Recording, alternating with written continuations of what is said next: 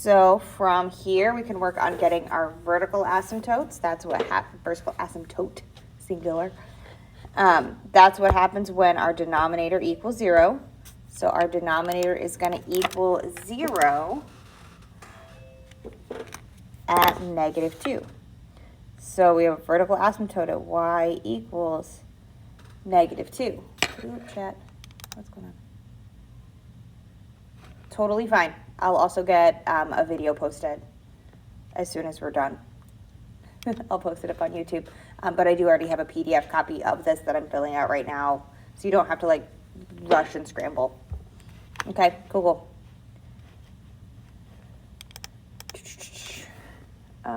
Cool, just making sure things are showing up properly. So we've got our vertical asymptote at -2, and then we have to figure out our end behavior asymptote. Since we do have more x's than we do on the top than we do on the bottom, if we looked at our leading coefficients for that same term, we'd have 1 over 0. That doesn't work. We can't divide by 0. That means we need to do our long division, and this is going to be a slant asymptote or synthetic division. So this is going to be a slant asymptote. Boop.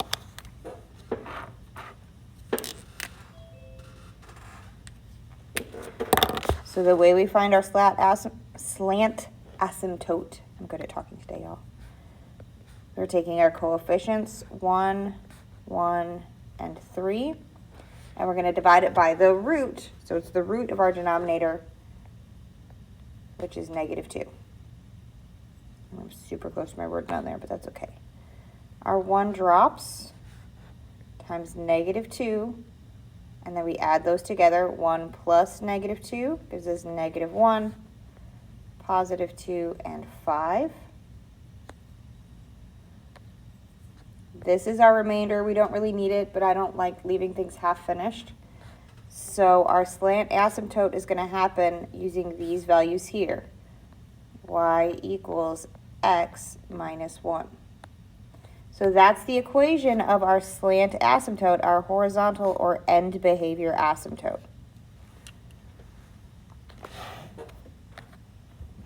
So if you guys wind up with questions, please feel free to unmute and ask or toss them in the chat or whatever you're comfortable with. Because without y'all here, I cannot see when you're staring at me blankly.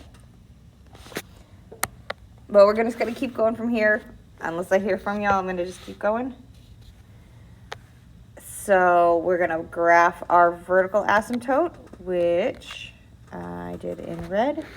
So that's at x equals, that's an x. It looks like a y, but that's definitely an x equals -2.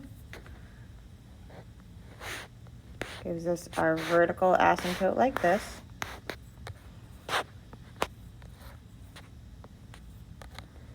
And our slant asymptote, which I'm going to do in that obnoxious pink color. That makes me happy. It's going to start at -1, and it has a slope of 1. So going up 1 over 1. And making this into our next asymptote, our slant asymptote. Oop. Ah. Screen's being a jerk today.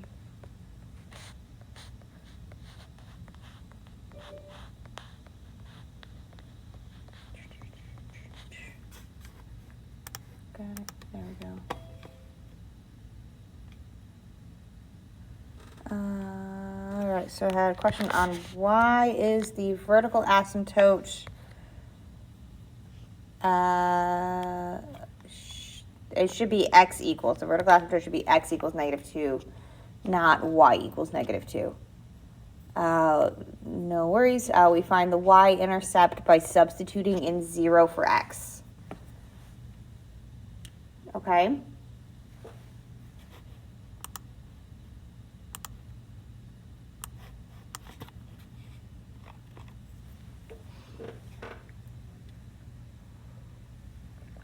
Cool. Good job, guys. So we're going to plot our point. I only have one point really that we found because of the way, our data was flowing. So we have 0, 3/2, which is about here, which doesn't really show up when we're on the locked out screen. So in between 1 and 2, we have a point. From there, I can figure out that piece of my graph because it's gonna hug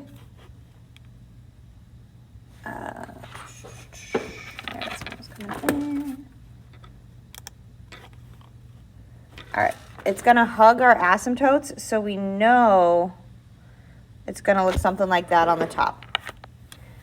We don't quite know what's happening on the left-hand side of my vertical asymptote. I don't know what's going on over here. We do know that we have no real roots, so I know it's never gonna hit this axis over here. So from that, we can figure out that it's gonna be down here. We don't know exactly where, so we still do wanna pick a value and substitute it in. So that's exactly what we're gonna do. I'm gonna pick a random value to the left of my asymptote. Let's do -3.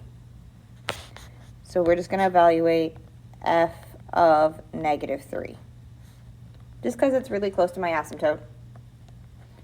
So -3 squared gives us 9, -3 plus 3, and -3 plus 2. So we wind up with 9 over -1, or -9.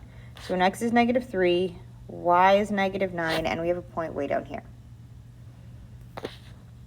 From there, we can figure out the rest of our stuff because it has to hug my asymptotes. So it's going to have to whoop around and hug my asymptotes there.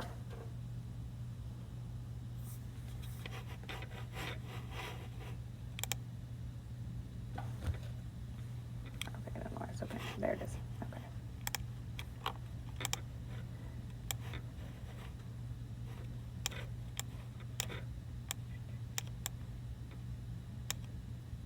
Okay, so any questions on this one? That is all we need to do on this one.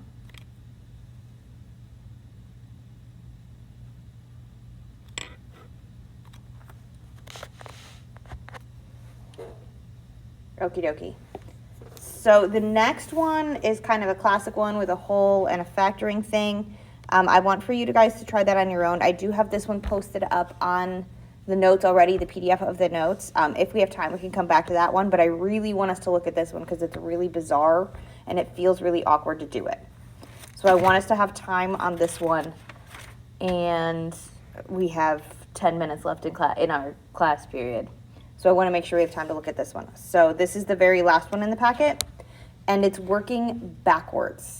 So I'm giving you the answers that we usually have in that list at the bottom, and we're going to try and build an equation working backwards, and it feels weird. Okay, so but that's why I want us to do this one together.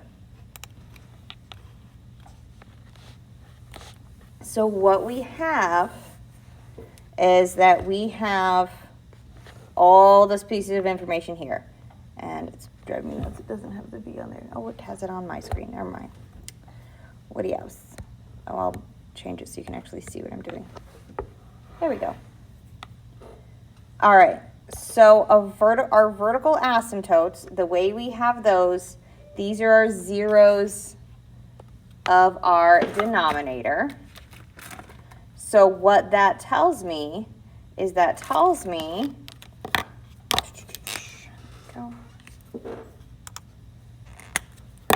my denominator has factors of x minus 3, so this one, and I have x minus -3/4 or plus 3/4.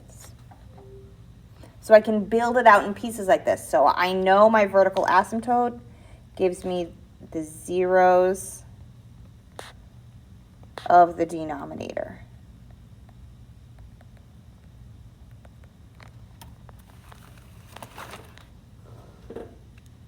And my x-intercepts, these are the zeros of the numerator.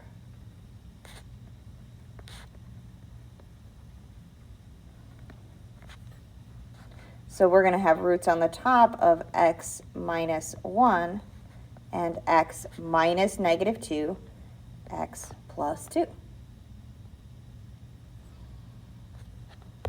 So those two parts aren't awful. The y-intercept is the one that's a pain in the tush. Because our y-intercept, that's what happens when x is 0. That's the ratio of our constants. This is going to help us figure out what our a value is out front.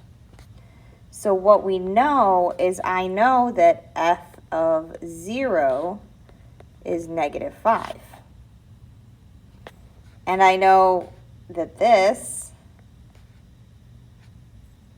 is f of x. That's what we've been writing. So you can do it in a couple of different ways. You can either substitute in your 0 and find a that way, or you can multiply this out and look at the ratio of your constants. I think it's more intuitive to substitute in 0. It's a little bit grosser calculatory, but it works. So what we're going to do is we're going to do -5 equals whatever my a value is. We don't know it yet. And we're going to substitute in 0 for all of our factors. We have 0 minus 1 is -1. 0 plus 2 is +2. 0 minus 3 is -3. And 0 plus 3/4 is 3/4. So we can simplify this. So we have -5 equals a, -2, and -9/4. And we're going to simplify this. I really, really hate this dividing by a fraction thing. So what we're going to do is we're going to multiply both sides by -9/4. Because that'll make this guy and that guy cancel out, and it'll be significantly less gross. So we have 45/4 over here, positive, because 9 times 5 gives us 45, equals a times -2.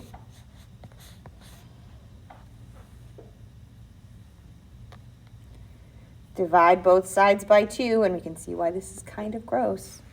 We get -45/8 is a.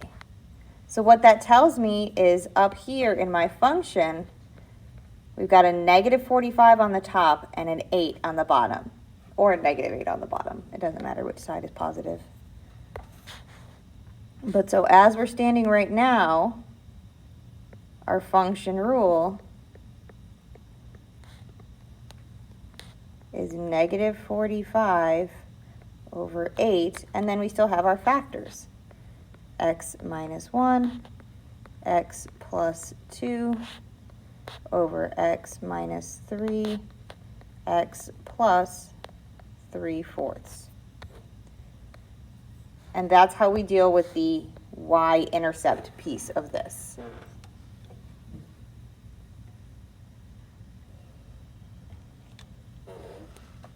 And the last piece on our list up here, because we're not quite done yet, because of course we're not,